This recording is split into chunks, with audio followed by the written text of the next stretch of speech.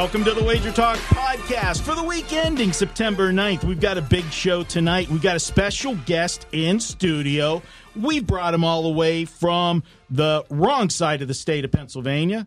He's not on the western side like I came from. Dwayne Bryant will be stopping by. He's going to break down some college and pro games with us live in studio in Handicappers Corner.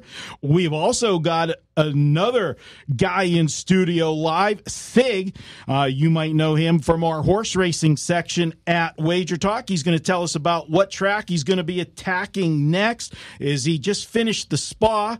Doesn't look like he came back from the spa, but he'll be talking with us. And, of course, my partners in crime, Ralph Michaels and Dave Cokin, and we're going to break down all the college and NFL big games for you this weekend. And, of course, at the end of the show, it is Best Bets. Jared, no, it's not Jared tonight. I'm sorry. It's Nick behind the controls going to make sure we sound good. Now he's just going to shut my mic off because I gave the wrong shout out. And, of course, I am Marco D'Angelo. Let's get the party started. Guys, college football, what an opening week. Some bad beats we saw last week. Hopefully you guys weren't on the Northwestern bad beat or the Oregon bad beat. Those were pretty brutal. The Northwestern especially. I mean, Oregon game could have went either way, but bad beat nonetheless. This week, let's jump right into it, guys. There's some good games, and I want to start it off with Texas A&M and Clemson.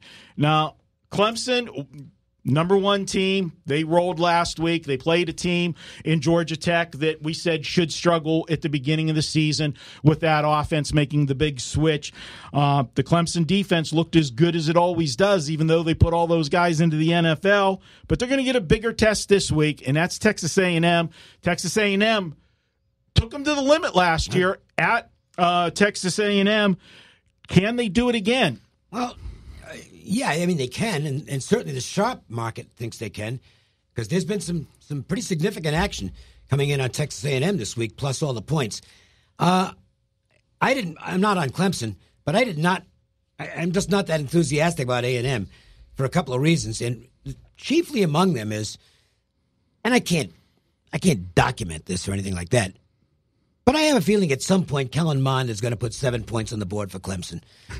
He's a good quarterback, but he still looks like the same guy to me who is going to at some point make a critical mistake and turn the ball over, and it's going to get taken 80 yards down the other way. And, you know, when the favorite gets a defensive score, and I am calling for that here. I'm actually calling for a defensive score in this game by Clemson. It gets tougher to cover these numbers. Also, don't think we saw anything out of Clemson last week as opposed to what we're going to see out of Clemson. Trevor Lawrence did not have one of his good games. The running back was sensational. He'll get his yards again. A&M's a very capable squad, so I can't lay that many points in this game and feel comfortable about it, but I'm not all that excited about the Aggies plus the points either.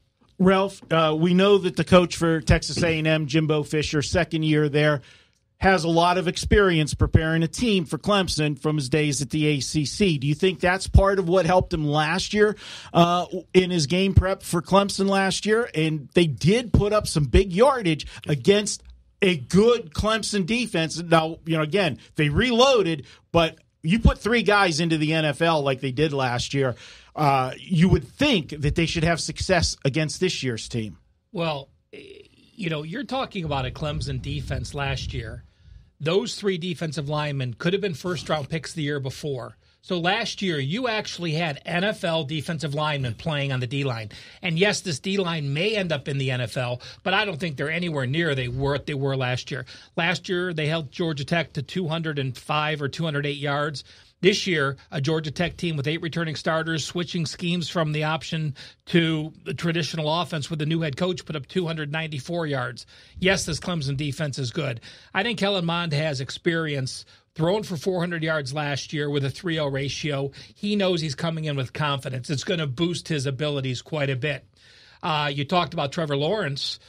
4 picks all of last year. He threw 2 picks against a Georgia Tech defense that wasn't very good last week. That's a concern of mine. Do you put anything into that game? I mean, Georgia Tech had no chance in that game, and Clemson knew it. Yeah, they pulled the reins back in the second half. I understand that, but still, there's still something to be said when a team can move the ball on you and rush the ball. I mean, this wasn't, last year when you had that defensive line, the second-string guys were playing against second-string guys, and it made a difference. Now their second-string guys are giving up yards to people. So, again, just a little bit different in that big favorite role. I think you get a lot of confidence knowing that you outgained the team by almost 100 yards last year. But, again, let's put an asterisk on that.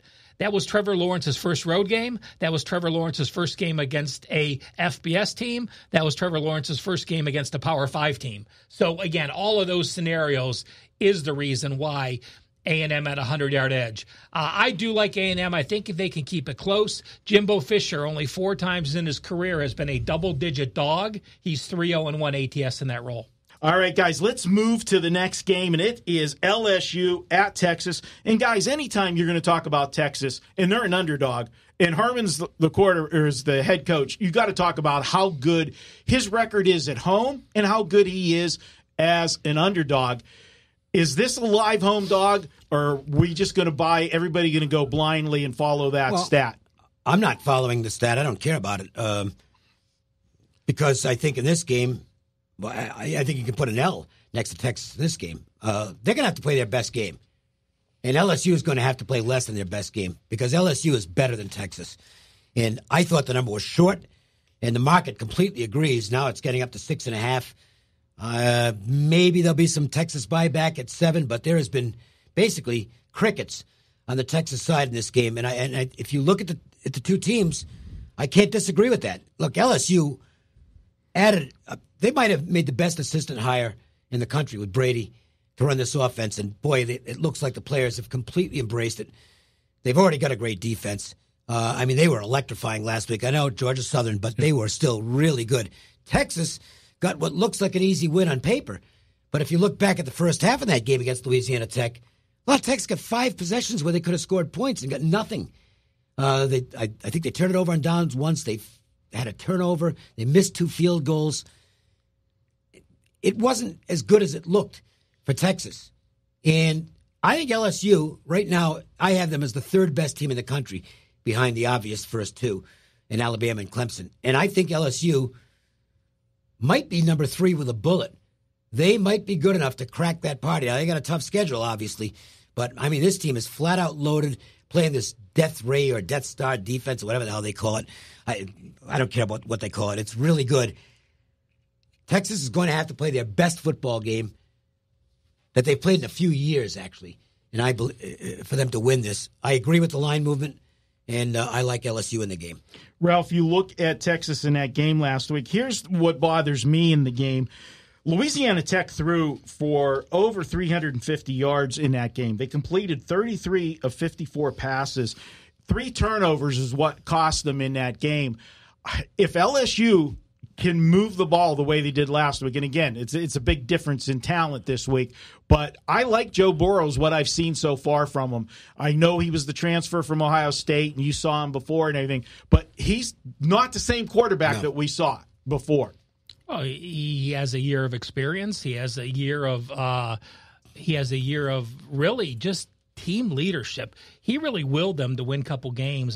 Him running on 3rd down and getting first downs and getting hit hard and popping back up and all those things your team appreciates. LSU's going to a very high-paced offense this year, 4 and 5 wide receivers. They have the talent to do it. They've never been able to utilize it. Now I think they have the right people coaching them to do it. I've had Texas down. I have Texas down about 20 notches. They're about number 40 in my team. No one talks about Texas last year got outgained on the season. They were a 9-win team, and they got outgained on the year. 9 returning starters back. And the line jumped from, 3 or 3.5 to 5.5 because of the running back issues. Everyone knows the running back got hurt. Everyone knows their second-string running back was a quarterback now, and their third string was a wide receiver a week ago. But that's part of the game. The only thing I disagree with Dave on is that the home dog record is going to keep me off because Tom Herman knows how to keep a game close. He knows how to game plan for that. His teams don't seem to make mistakes in big games. I do like the over, though. I think the number at 55, I think it jumped to 56 today. I played it at 55 already. Mm-hmm. I think it's a number where LSU is going to score 30+. I think Texas can score 20 with Ellinger. And it's a situation where I look at that 55 seems very, very cheap to me. If you look Texas back last year, what they did in the Big 12 against those foes when they were in shootout games, they could move the ball and they could score. That home dog record, by the way, I think it's 12-2 as a head coach. 13-2. But going back, if you add an Ohio State as the OC and Iowa State as the OC, it's 24-2. His last 26 as a home dog. Impressive stuff for sure. Guys, this game lost a little bit of the luster because of the injuries with the quarterbacks. We got Stanford at USC. USC, again, typical USC. They find a way to win a game, but they were in a struggle in a dogfight against Fresno State last week. That's not typical. Typical is usually USC loses the game. Well, Clay Helton is terrible. I'm sorry. Why he's coaching is incredible. In the very first play of the game last week, did you see it? No. Opening kickoff. They get flagged because two guys on the field with the same uniform number. You're kidding. I missed that. Oh, my God. I mean, and it's like, then you've got the fourth quarter. Now, the quarterback's gotten hurt already. So they got true freshmen in there. They're trying to protect the lead. They're still snapping the ball with 15, 18 seconds left to go on the clock. This is a really, really badly coached football team. I don't know what to make of Stanford here. I don't know what the situation with Costello is, but more importantly, and it actually is more importantly, they lose their left tackle, who's one of the best players in the country. He's in an his position. He's a great NFL first-round pick. Yes, and that's a big loss. Talk about running backs and skill positions get all the attention, but you lose a left tackle of this caliber, and that can really have an impact on the team, especially when you've got an already very conservative coach in David Shaw. So you've got Shaw. We know what his tendencies are. We've got USC, and even Helton's probably going to keep it a little. They'll play fast, but they'll play, I think, fairly conservative here and try to get the ball to the running backs. And I'm not an under and over player, so take this with a grain of salt. Dwayne Bryant's on later on. He's great with totals. Maybe he's got a good opinion on this. But I think this is an under. I think both offenses could have some trouble. Absolutely. And, Ralph, for me, I look at this one, and if you got two teams in the quarterback situation you have, I'm going to look to the better defense. And to me, clearly the better defense is Stanford. We know they got the cover on a fluke play last week, but they did shut this Northwestern team down the whole game. Northwestern. Yeah, Northwestern had a quarterback injury, too, and Hunter Johnson was just horrific. Oh, boy. I mean, I could have made passes that he did, but that's what a five-star does when he's nervous in his first start. So, by the way, when Dave Sharpan from CG Sportsbooks joins us, he'll talk about some substantial line movement today on the USC-Stanford game. Good stuff, and that'll be up in Behind the Counter segment that Dave did the interview earlier today, and you'll hear that later in today's show. Ralph, before we move to the next game, any opinion on Stanford-USC? Yeah, I agree. USC's defense allowed 400-some yards to a Stanford team that had returned three starters on offense, was missing their was without their quarterback, who was a heady quarterback. We both agreed McMarion was a game changer.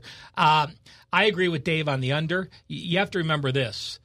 This was probably the biggest drop-off in college football from a 1 to a 2. Why? Because during spring, J.T. Daniels and Sears took all the snaps. I thought Sears was going to be this quarterback was the number 4 quarterback who's now playing, and he was a 3-star recruit. But Sears transferred last week, 5 days ago, or else Sears would be here, and there wouldn't be a drop-off. But since Sears transferred, this guy got no snaps in August when those two were battling for a job. So you're going from a guy who's not a number 2, who is a 3 or a 4, has no even practice experience. I think Stanford and the under the only way to go. Staying in the Pac-12, we got a game, California at Washington. And, boy, Washington looked good last week. But, again, asterisk, tread cautiously in these early games when these teams play cupcakes. Eastern Washington is not exactly a stellar defense. But I like Jacob Eason. I said earlier in the year when we did videos, I think Washington's going to be better this year than they were last year. Jake Browning just never could win the big game. This guy, I think, is going to be able to. But this is a spot where Washington has traditionally had its troubles, laying double digits. In a conference game here, they should be able to beat California, but I just don't trust them until I see them do it. Dave? If California can get double figures on the board, they'll have a decent chance to cover this because they've got a good defense again. Great defense. They don't have any offense. That's the problem. And you wonder at some point, will the defense wear down? It's a high-end defense, though. There's no question about that. And, old rule of thumb, double digits with a good defensive dog, going to get you the money more often than not. I know the market is definitely on Washington here, but I kind of lean California. I think a lot of the market, Dave, is on Washington because everyone says upset. Washington was an 11-point favorite in last year in 12-10 games. So, but I think that's where you get value with the defensive teams when you have that situation. But, this is another game where I like the under. So much is made of Washington's offense, and people think they can do it against a quality defense. Plus, you have the situation of being a conference game. People tend to overlook early conference games, how the coaches coach differently, and they're a little more conservative, and they're not going to gamble like they are. You fall behind in a division game, and you're 2 games behind that opponent that just beats you. It's a huge loss. So I think, again, we have a very conservative Cal team. We have a Washington team that'll be happy to get the lead, to hold the lead. They know they have Hawaii on deck. So, again, another game where I look under. And a couple of these, there's a couple we're not talking about in the ACC, North Carolina, Miami. Another conference game now early. 2 young quarterbacks where I like the under as well. All right, good stuff, guys. We're going to take a quick break. When we come back, we're going to shift gears. We're going to head to the NFL and break down 4 big games for you in the NFL, and we'll get Dave to give us a best bet before he jumps out of the studio. That's up next here on the WagerTalk Podcast. It's Manic Monday, and that means every pick at WagerTalk.com is just $9. Get a play in any sport valued at up to $30 for just $9 each and every Monday at WagerTalk.com. Welcome back to the WagerTalk Podcast. It is time to jump into NFL action. And, Ralph, I'm going to start with Tennessee at Cleveland. Since it's a Cleveland game, since you're unfortunately from Cleveland and have had to bear all those losing seasons, I will let you start this off with Cleveland. A lot of, hope springs eternal in Cleveland these days. Are you buying it? Have you drinking the Kool-Aid? I know you're drinking something, but how about the Browns Kool-Aid? Well, I'm excited. I think they are clearly on the right path to be a top-quality AFC team, but I've said this several times. Only twice in the NFL in the last 30 years has a team improved by 7 games one year and then improved the next. That was the Rams a few years ago, and the Browns may be to that level, but we don't know yet. Just another interesting number I'm going to throw out. The Browns restarted football in 1999. That's 20 years. They've won 1 Week 1 game in 20 years. They're 1-18-1. So there's something to be said about changing that mentality. And getting a team to learn how to win is one thing. Letting a team to learn how to win and cover is another. I think Tennessee often gets overlooked because they have no stars. They're just quality. They're just basically good on defense.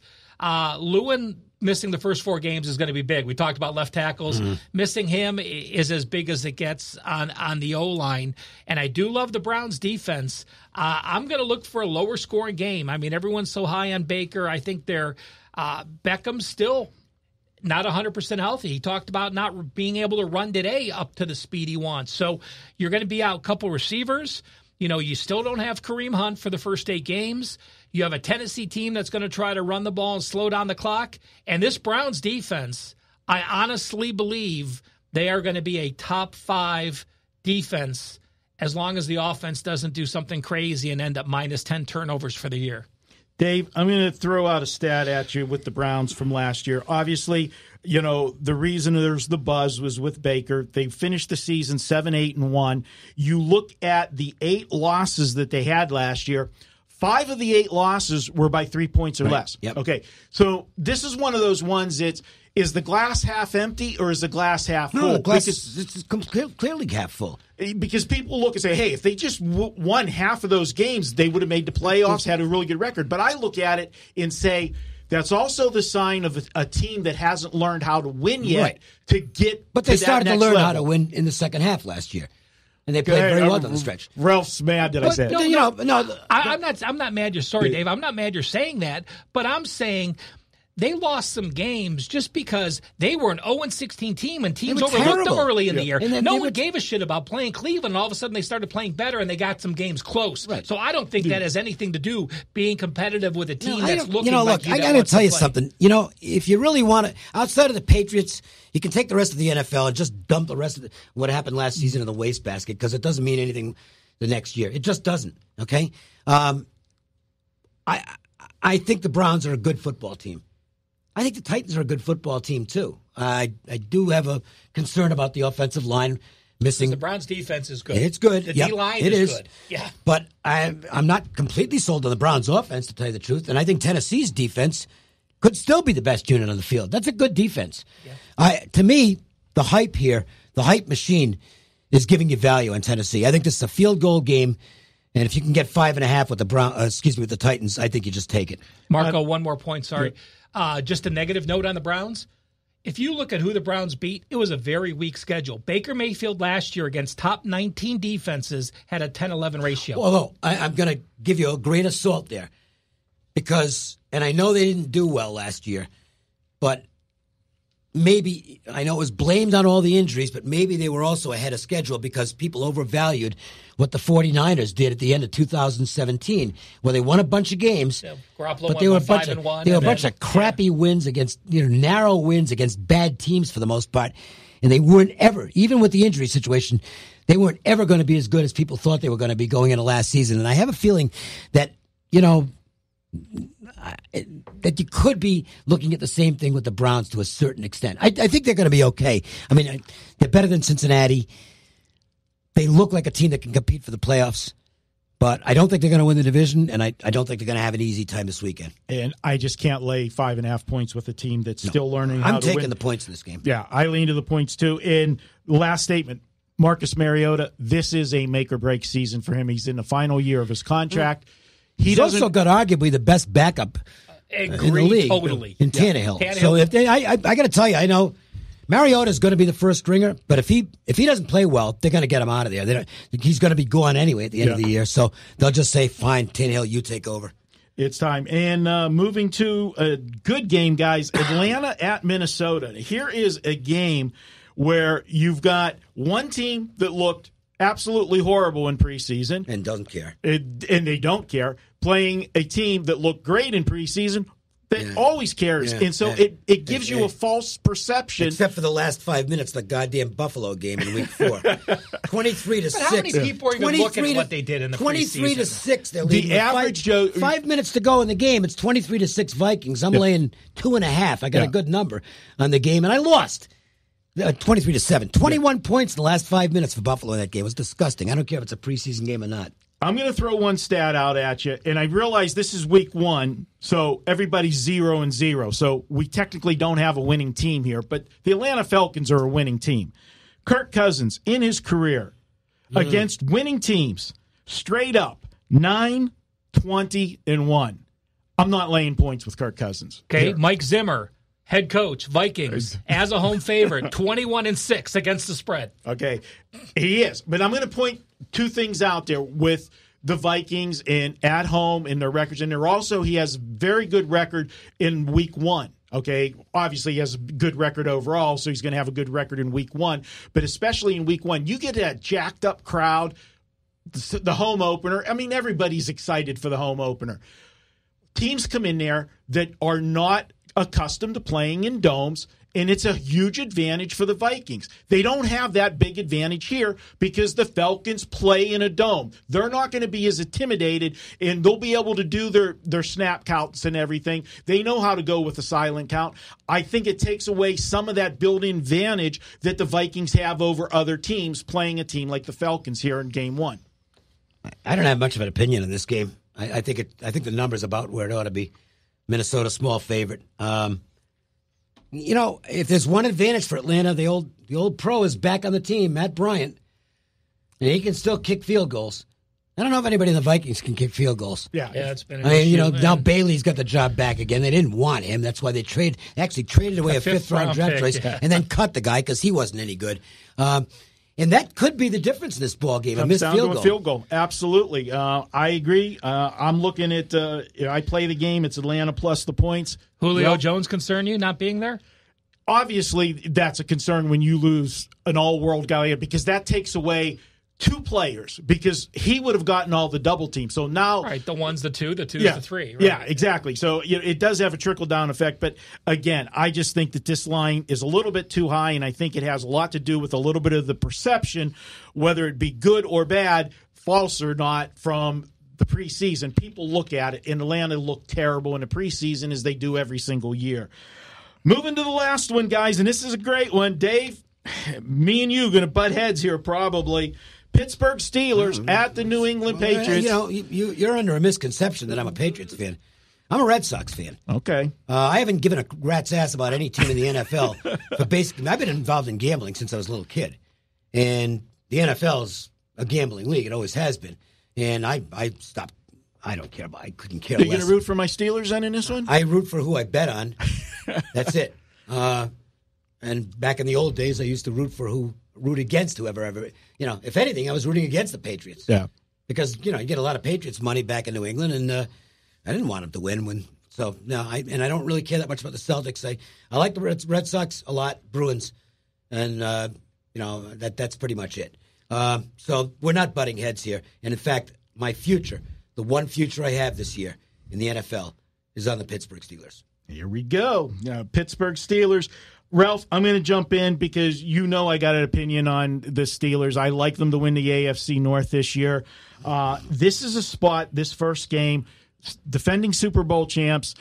Every year, they're not in the same division, yet they play every year, whether they meet up in the regular season or they end up in the playoffs. It's the first place carryover. Oh, okay. Your two first places. Yeah, but they weren't in first place last year, so I'm surprised they ended up playing. This year it's the division. This year it's the division. All right. So once every 4 year divisions. Yeah. Well, here's the tally. Tom Brady, in his career, has owned the Pittsburgh Steelers 11-3 straight up, 9-3-2 against the spread.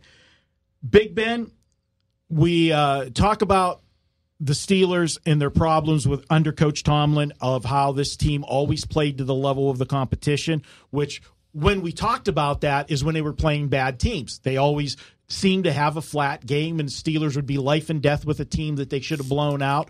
But now they're not in that situation. And if they play to the level of the competition, they're playing the Super Bowl champs.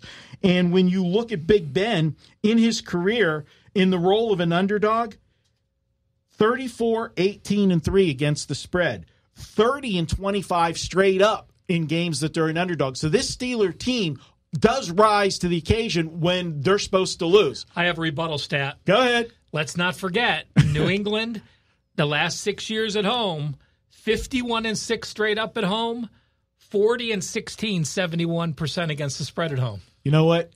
51-7 ain't bad either after this week. I don't care about any of those stats because I just look at games. And all I can tell you is if you like the Steelers, you missed the boat. Okay, the sevens were out there. They've been out there. It was out there for like 2 months. What were you waiting for?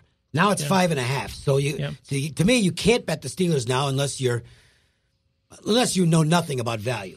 Here's one thing and the other side of it is I don't really like the Patriots in the game, so I didn't play it. I didn't play Pittsburgh +7, so I'm certainly not going to play it +5.5.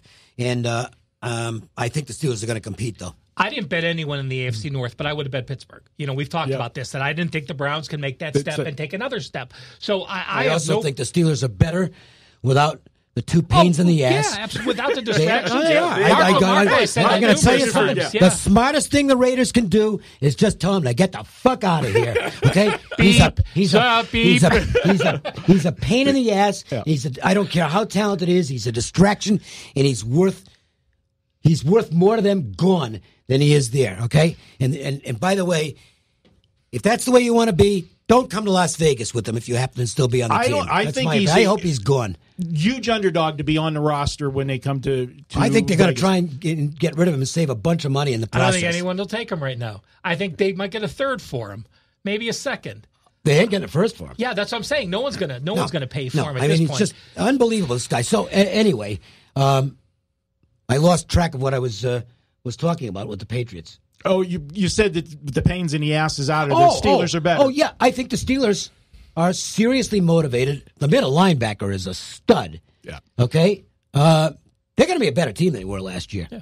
And I can tell you, this was the best training camp under Tomlin that they have ever had. Total focus, no drama. This team is on a mission.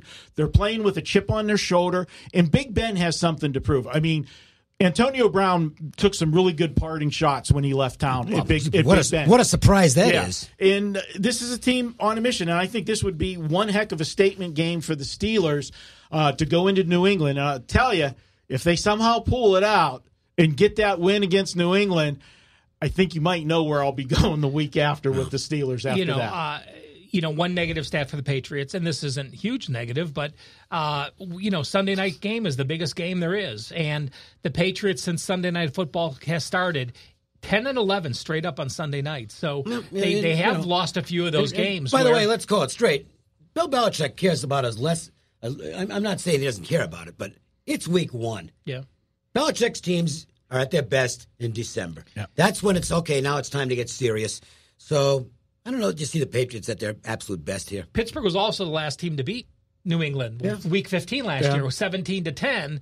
Now, you could say, what does Belichick do in revenge? But is it really revenge if they won the Super Bowl? No. It's irrelevant. If they lost and cost them something, it's a stat I would have looked up. But I just mentioned it for information. For what it's worth, I power rated the game Patriots 4.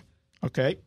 Final game we're going to break down, the Oakland Raiders, soon to be the Las Vegas Raiders, play host on Monday night to the Denver Broncos. We've seen some movement in this game. Do you agree with the movement in this game? Now?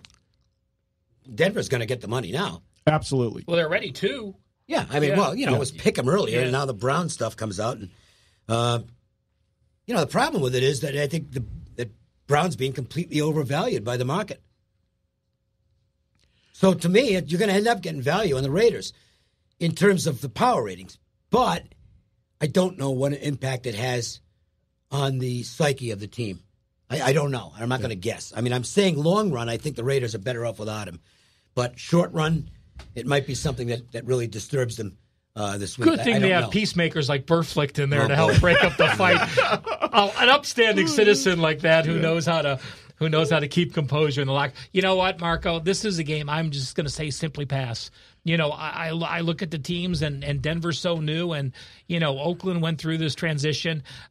Yes, it's Monday night, and yes, I'd love to give an opinion, but I really, with everything that's gone out, I just am going to just completely pass this game. I just have one more thing to say in this game. If you're with me, knock on wood. How many times did I hear that over the last 4 weeks? Yeah, but Hard Knocks teams don't do well. There's the stigma with them as well. We'll see what happens. I'm on the Denver side in this game. Yeah, you lost some value. I played a teaser early in the summer with Denver when they were getting 2.5 and took them over the touchdown and hooked them up with Seattle and brought them. That's just a good math bet. Yeah, absolutely. Yeah. And you give me the better team with defensive wise and give me some points, I'm there every day. And that's where you're at on if the it's Denver. a good math bet, then his wife probably helped him figure that out. So wow, man. The Broncos had something. Just mute Ralph's You're not a Mike. Flacco fan, Dave? Not really. Whether you are or not, you can't argue with the fact that this is the best quarterback they've had in the last 4 years.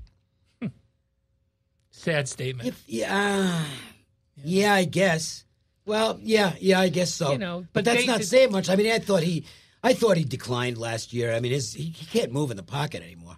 He can't, but they've got a good offensive line. The team can run the football, and they still have a good defense. I think they got the pieces there. Let's put it this way. They won a Super Bowl 2015. Yeah, but they had a much better defense and a much better O-line, But Peyton Manning was playing with one arm. I mean, he couldn't throw downfield. No, it was Dinkin and Duncan. And that's what you got. The ball down the field. But it goes to the other get people's. a pass rush. Yeah. I mean, I don't know what it would. I don't know. The Broncos. I just don't see them being more than 500 to me is a really good season. Well, I don't see the Raiders at 500. No, I don't either. So I'm on Denver. Dave, before we let you head out, right. Give us a best bet, buddy. Yeah, it's an ugly game, but I talked about this on the radio show, and I posted it at WagerTalk. It's the classic matchup on Saturday between UAB and Akron. Whoa, man, Dave's digging deep here. No, I don't care whether a game's big, meaningless. Doesn't They play matter the to same. me. But yeah, the money spends the same. And UAB is way down from last year, and they're way down in a bad conference. I've got Conference USA is actually my worst FBS conference, top to bottom. A couple of their teams actually played well last week. Rice looked good, but it's still a bad league. And I don't think the number compensates for just how much UAB is down from last year. I mean, they lost basically everybody that matters. You have to remember, these are the kids that restarted their program. So he went from everybody back the first year now to almost everyone gone. They are the least experienced team because of that. And people forget they just restarted football a couple years ago, and they're losing that entire senior class. And that senior class actually stuck together in the year they didn't play. Yeah, they all and redshirted practiced the all same season. year. Yeah. So that was a really experienced team last year. They didn't play well last week, and they played a bad FCS team. I'm talking about a team, if you're power rating with 100 as the high, they played a team like in the low 50s last week in the FCS. They barely won the football game. So everybody's looking at the Akron thing and saying, boy, Jesus, they got killed by Illinois, and Illinois is the worst team in the Big Ten, or one of them, et cetera. Yeah, and Akron's not very good, and they've got a new coaching staff, and I think they could be one of the worst teams in the MAC this year. But this is an over-adjustment to me. I power rate the game like between 5 and 6, and you get 9.5. So you're getting like 3 points of value through a key number.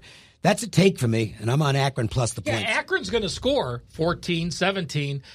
That puts UAB in a position to have to score 23 touchdowns. They may not even get If they near score that. 23 touchdowns, though, they're going to cover. Yes, if they score 23 touchdowns, I'll lose the game. I think this is a toss-up.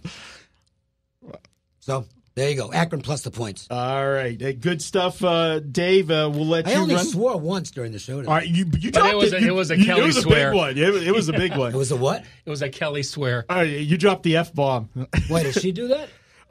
No, not Kelly. I don't know. I know off the air. Off the air, she does. When we're filming videos, I usually set the over/under at like 17 during the video shoot. Yeah. Never on the air, but off the air. Well, yes. see, that's the difference. Yes. Is she's a professional on the air. Where you're and just I don't an give a F-up. shit. Yeah. There's two. There you go. All right, guys, we're going to take a quick break. When we come back, it's Handicappers Corner. We're going to get Ziggy in studio and Dwayne Bryant. That's up next here on the WagerTalk Podcast.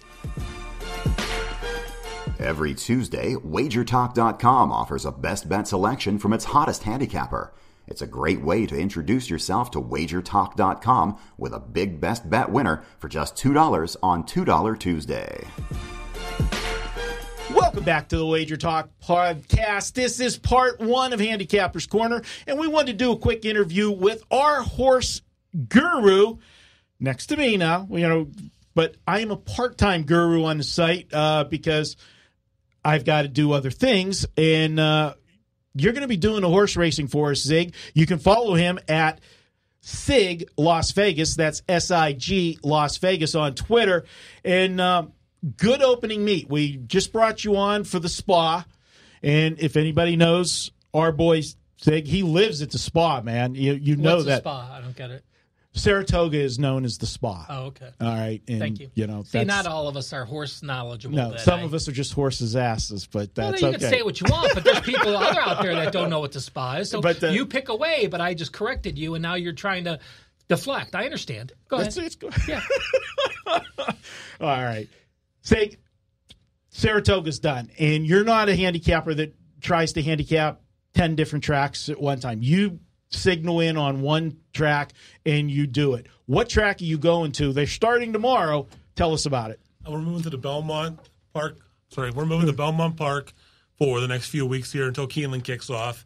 It's the biggest meet going right now during the month of September, and looking forward to it. We usually have a lot of success at Belmont.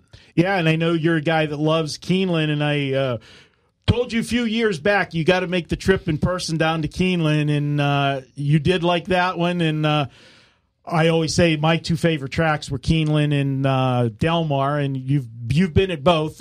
Which is your favorite? Keeneland's still my favorite. Nothing like that Kentucky bluegrass. That's for sure. Now, Sig, what many people don't know is that every day on your homepage, whenever you're doing the card on the race day, you actually give away your top choice in each race on that particular card that you're selling picks for. Why would somebody buy your picks if you're giving the top selection in each race away for free?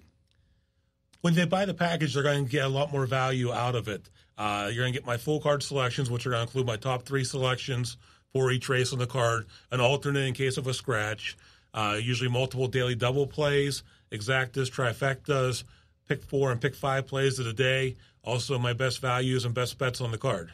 That's good stuff. And they get all of that for just $9. Crazy, yeah. Yeah, get all of that. Great stuff. And we're looking forward to that. And the tracks that you're going to zero in on, I know, as you said, Belmont, then you're going to head to Keeneland when that meet starts. And then, of course, we've got some big races coming up here in early November. You'll be covering those as well. Yeah, Breeders' Cup at Santa Anita. Looking forward to it. I love it. And this time of the year, as guys know, I was doing some handicapping for the Delmar meet, and we were having some success with the Delmar meet. But as we get into football time, I just can't put the time into horses that I would like to, so I'm not going to sell something to the clients that I can't put the full time in, but I'll be back for the Triple Crown races next year in the spring, and then, of course, summertime. Maybe, unless Sig just knocks you out for that post, then we'll see what happens. Yeah. Okay. But, you go to WagerTalk.com, you go to the Cappers. If you don't see it on the front page, you'll see SIG, S-I-G, and when you go, it's $9, and you get a... You could just print off the download, it's a digital take it with download, you right like to the track, or put it on your phone, and boom, you go to the track. You have all the numbers there in order to make your bets just to go to the window. As convenient as can be. Absolutely. Sig, we appreciate you stopping by, and a little later, we're going to be at a watering hole, having some wings, some beers, and I think there's a pretzel or something. I'm sure there's going to be a picture on Twitter later. The pretzel is the size of your head, and well, we'll put that picture out, and you guys can decide for yourselves. Thanks for stopping by. We're going to take a quick break. As soon as we come back, it's part 2 of Handicappers Corner. We're bringing in Dwayne Bryant, and he's going to break down 3 games for us, 2 in the NFL and 1 in college football. That's up next on the WagerTalk Podcast. All right, it's part 2 of Handicappers Corner, and we are... special guest. I'm pleased to have him here, and the guy went toe-to-toe with me last night, devouring that 24-ounce porterhouse downtown Las Vegas at the D last night at Adiamos. Dwayne Bryant, you can follow him at WagerTalk. Dwayne, thanks for joining the show, Dwayne. Thanks for having me. We're going to talk about 3 games. We're going to kick it off with a college football game, and the first one is BYU at Tennessee.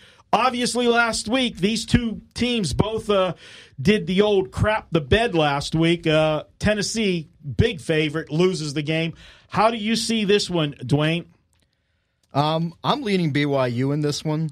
Tennessee's off that embarrassing 38-30 home loss to Georgia State where they were laying 25 points. They just got outplayed. They were -2 in turnovers. Rushing yards, they allowed 213 yards rushing on 4 yards per carry. They only gained 33 rushing yards on 3 yards per carry. Their offensive line play was horrible.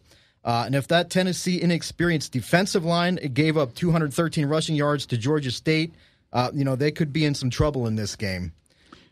I can't say that I agree or disagree on this one. I'm on the fence with BYU and Tennessee, but let's shift gears and head over to the NFL. And I know you live just outside of Philadelphia, but you're a big Dallas fan.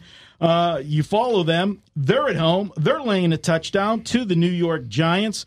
No Ezekiel Elliott. How do you see this? Ezekiel, 20 to 25 plays. 20 to 25 plays? Zeke's okay, playing. sorry. Zeke's on, yeah. And he's in shape.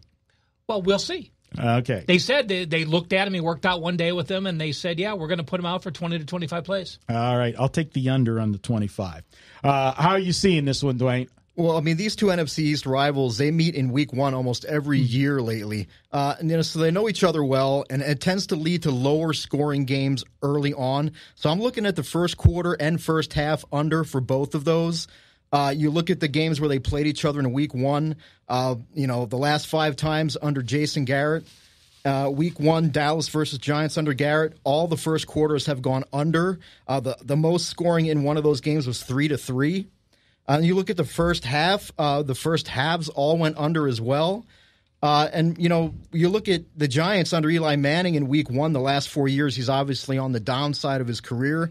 3 of those last 4 week one games were against Dallas. They were week one against Jacksonville last year. All 4 of those first quarters went under as well. 3-3 was the highest scoring game there also. Same with the first halves with Eli week one the last 4 years. They all 4 went under as well. They're pretty much one-dimensional with Saquon Barkley. The receiving core, is taking a hit with Beckham in Cleveland. Tate suspended. Coleman's out for the year.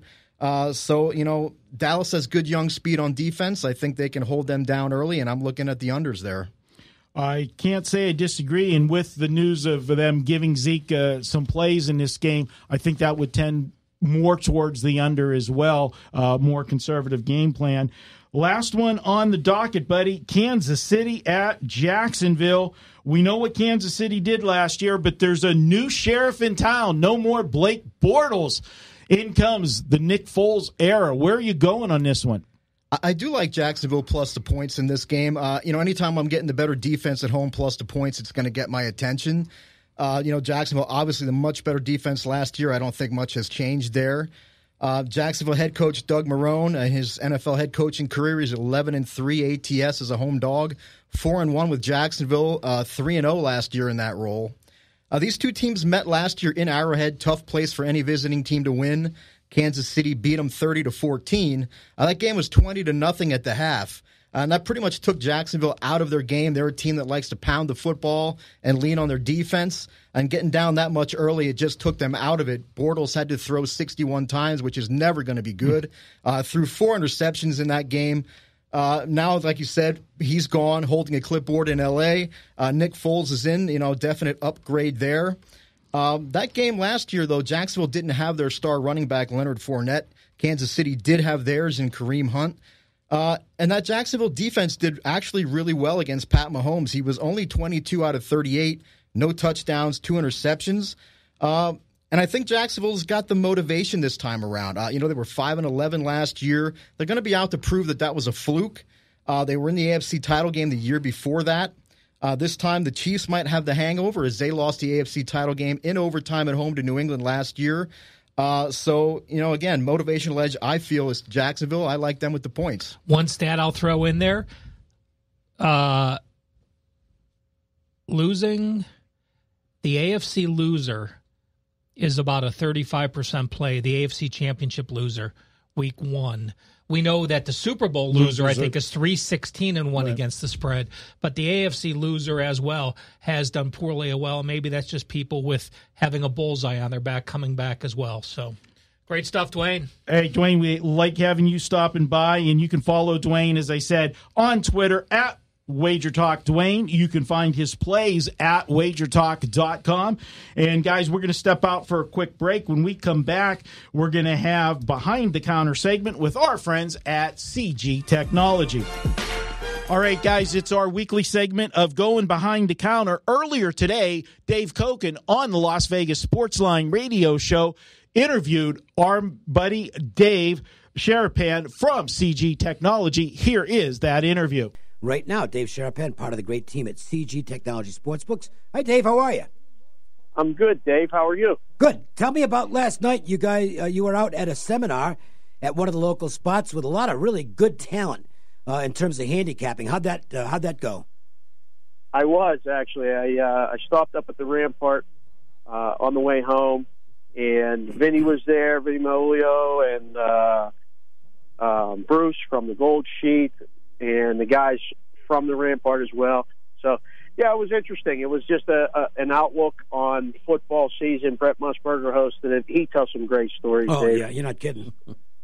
I can't believe it. Yeah, he recalls stuff from, 50 years ago like it was yesterday. So, it was really good. It was interesting and, good way to kick off. It was an educational thing for a lot of the bettors there, people in attendance, just, how to place bets correctly. All the things that everyone at the counter, I'm sure, would appreciate, but it's in the minority that it happens. You know what I mean? Yep. All right, so before we get into today's behind-the-counter stuff, which I know everybody's tuned in for, I want to talk about this for a moment and get both your guys' takes, Jim Feist, Dave Sharpan. Let's talk about Antonio Brown. And talk about it first, Dave. Let me turn to you from an odds-making standpoint and what you expect in terms of better reaction as far as a suspension with Antonio Brown is concerned. What's the impact there? So, as the news is coming down, we're getting Denver Monday night bets, at the same time. Like, they probably beat us to it initially, but nothing major. But the impact just, globally in the book, it impacts not just the Monday night game. It's the season wins. It's the divisions. It affects Denver season wins, the conference, the Super Bowl, everything. We have weeks 2 through 16 up. Those have to be kind of put on hold or adjusted quickly. There's just a lot of things that go into it. Now, how many points is he worth? I mean, that was a discussion that, we were going over. A lot of the guys in the room, I mean, we got a strong crew, with Tony D at the top and odds makers and everything. It's not that much of an impact overall as far as, like, points. It's not like Andrew Luck. Right. It's not anywhere close to that. The quarterback position is by far the only position that it drastically affects a point spread. Dave, can I ask you a question on that? Is it possible that his absence is actually a positive for the team? That was part of the discussion, Jim. Yep. Yeah, that was part of the discussion. The perception is that, it's not.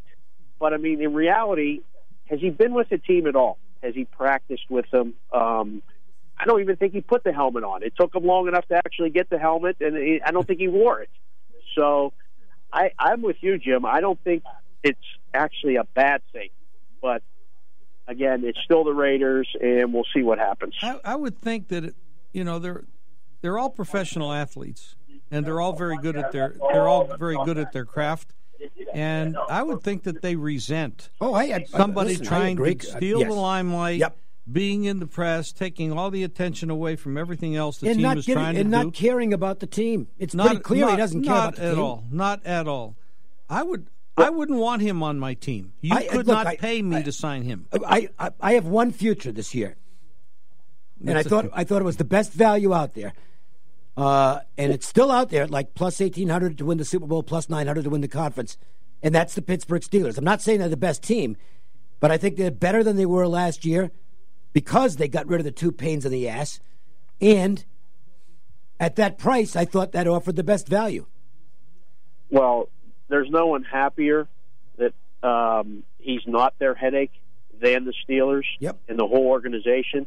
And, I mean, Jim, you just summarized probably exactly what went on there last season, only he had, 8 years or 7 years built up in equity where he could get those feelings. Right. He hasn't even worn the Raider uniform, and he's already doing this. So you can imagine the level of resentment in Pittsburgh where you're like, wow, what happened to this guy? He kind of forgot where he came from. You walk in the door doing it in the Raiders, it doesn't work. I got a feeling he's not going to be a Las Vegas Raider. We'll have to wait and see. Let's get behind the counter, and we'll touch on the NFL game tonight before we get to Saturday's colleges. Packers and Bears, what's happening?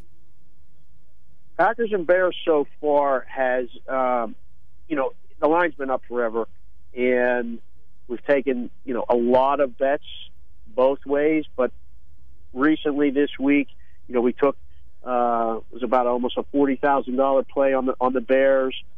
So we're actually heavy Bears. We're -3, -120. And the parlay tickets are leaning more towards the Bears side. They're running close, but it's tipped the scales in the Bears. And the Bears' money is actually heavy after that, significant wager. So, as of now, the counter, us will need the Packers by game time. That's Dave Sharapan, part of the great team at CG Sportsbooks. We're going to hit the colleges now. Mostly quick hits on these. We'll tell you about some limit bets that were made today later on in this segment. Start with Army and Michigan on Saturday. Michigan a big favorite, but a lot of people think Army can hang around. Early money indicates that is the case. We had an early play, 23 today from a sharp, respected player. So right now we're sitting 22. I don't know where the line's going to go, but early indications are that they're going to be on Army for sure. Purdue was not good last week in the second half, just got run over by Nevada in Reno. They're back home to face a Vanderbilt team that fell way behind last week, but then managed to, kind of hang around in the second half against Georgia. This number a little bit lower than some people thought. Is it moving at all? Opener was 9, Dave. We're down to 7. We had some respected players. They took the opener at 9, and we went to 8. They took the 8. We're sitting at 7. Again, I don't know if it's more a play on Vandy or against Purdue here. Syracuse and Maryland, we've seen a change in favorites in this game. Maybe everybody whiffed on this one, Dave, with the opening line. I mean, we posted a 3, and they grabbed that right away, grabbed 1.5, flipped it, and now we're sitting Maryland 2.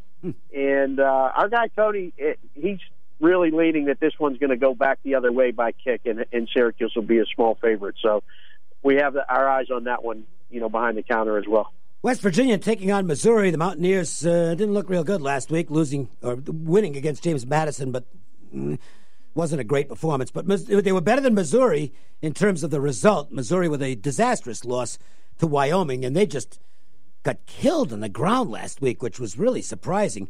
What's happening with the action in this game? So far, we had one play come in on West Virginia plus 14. So we're at 13.5. The line hasn't moved since, and we're getting way more tickets, but small money on Missouri. So, they went up and down the field last week and turned the ball over a lot. So yep. I don't know. The home game is probably going back up is my feeling. Cincinnati and Ohio State. Bearcats off the win against UCLA. Ohio State off the win against Florida Atlantic. Buckeyes are big favorites, but there seems to be some movement in the marketplace that believes Cincinnati's going to hang around. Yeah, again, this is another one. Early indications are just like the Army game. The opener was 17.5. They grabbed 17. We got us to 16, and really, expect the Ohio State money to come in maybe this weekend. It hasn't showed yet, so early line right now, 16. Come grab some Ohio State at our place. Two popular sides last week. Nebraska at home against South Alabama. Colorado neutral field against Colorado State. Both favorites were getting played. Nebraska let their backers down, including me. Colorado got their backers paid, including me. So I got the split. This looks like a really fun betting game. You nailed it. This has been great two-way action. I just checked before we started, and the amount of money bet on both sides is within $100. Wow. So we got the lay in the 3.5, we got the take in the 4, we're sitting at 4, and it's just drawing. It's literally, I haven't seen a game this close early on Thursday within $100 of each other. So I got a little advance notice from Tony D on this one and a couple of others. A limit bet from a sharp bettor this morning on Texas A&M plus 18 against Clemson. Yeah, sharps are on that side, and the public's on that side, Dave. Parlay tickets are running over 2-1 with Texas A&M, and I believe it's on our cards. I think it's 17.5. I can't remember, but yeah, so far they're expecting another close game like last season, and back in Jimbo here in Texas A&M. Let's look at Illinois and Connecticut because we know what happened last week. The man with the duffel bag. He was in business on Illinois last week, all over the place, big money, and won it going away. Another big bet on Illinois this week. Was it the same individual? I am not able to disclose the identity of the wager, but, I mean, maybe it was the biggest Illinois alum. I have no idea, but, again, it came on Illinois. So yes. 2 weeks in a row, we're going to need Illinois. We had no shot last week with Akron. And Now we got to root for UConn to keep it within 3 touchdowns. Good I don't know what side is the right side, but yeah, good luck. This game is not. This is one that figures to be close. Okay, and it's out here in our backyard. UNLV, small favorite against Arkansas State. They played a fairly close game last year. UNLV snuck in the back door, as I recall, and lost by 7. Rebels a small favorite this year. What's happening at the behind the counter? This was really interesting, Dave. You know, we have a great team of odds makers in the room, and as you go through and you come up with a number, our guys made this game Arkansas State minus 2.5. That's about where I made it. Yeah, and they're laying UNLV minus 1 right now with us. So we actually we're going to probably need it. As of right now, we need Arkansas State, and I don't expect that to change unless, you know, some sharp guys come in on Arkansas State.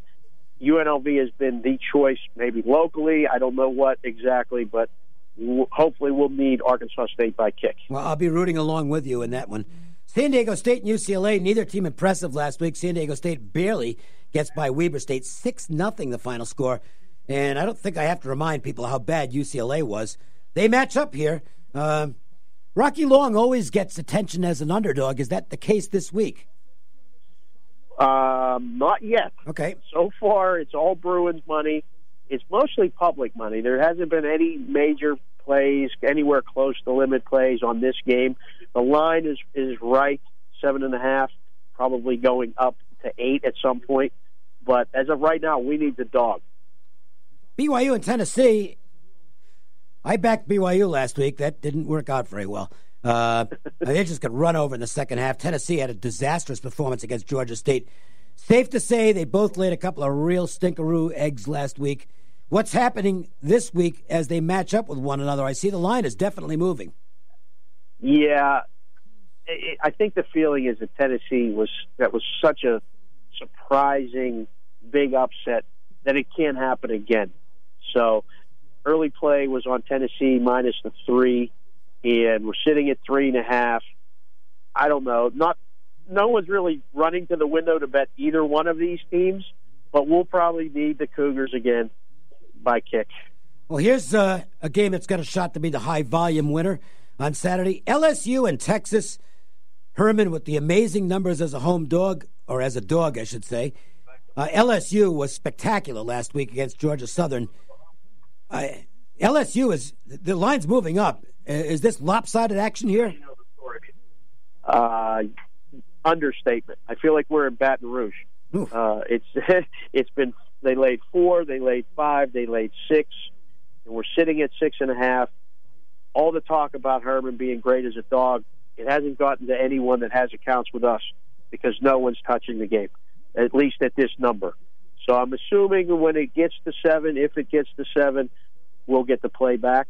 But right now, all one-sided action, sharp public, everybody on LSU. Miami's had a little extra time to prepare for the game with North Carolina. They played in week 0, so they're actually off a bye. North Carolina off a great win to start the Mac Brown era. What's happening in this matchup? This one, the numbers got to be right because it's running close to the way the game that I mentioned before as far as two-way action. We had some action on Miami at minus 4.5. We got to 5.5 quickly, and they took it. So we're sitting at 5. It's almost dead even at this point. Now it's a hurricane area there. Yeah, and I know it's only Thursday, and the hurricane could move past. But you see any effect from that, Dave? No, surprisingly, usually when that's the early indications, at least even on Thursday, we'll see some underplay, but minimal action on the total at this point. But, you know, the way those things change quickly, so I just hope the game is played on the day that it's supposed to. Yeah. That always opens up a whole other can of worms. Yeah, and right. If it's not, that means some bad stuff is happening there. So, yeah, hopefully they'll be ready to play on Saturday and everybody will be healthy for it. Stanford and USC, this game took a while to get posted because of injuries on both sides. What's the number now, and where's the action? So open up USC minus 2, and actually right before we got on the phone here together, a move came on Stanford, and they played Stanford plus the one. It's actually flipped with us now. We're probably one of the only Stanford minus ones in the world right now. Yeah, so pretty big steam came on Stanford. I don't know if it's going to flip back, but right now, no faith in the freshman quarterback that's got to make his first start at home. More Pac-12, Cal and Washington. What's going on there, Dave? It's a runaway. It's all Huskies. No one has found a reason to take Cal here. Laid 12.5, laid 13. We went right to 14. And checking the ticket count, it's pretty scant on Cal at this point. And one more of the matchups, then we'll get to some bets that got made this morning you can talk about. Minnesota and Fresno State, they played a really good game last year, I should say.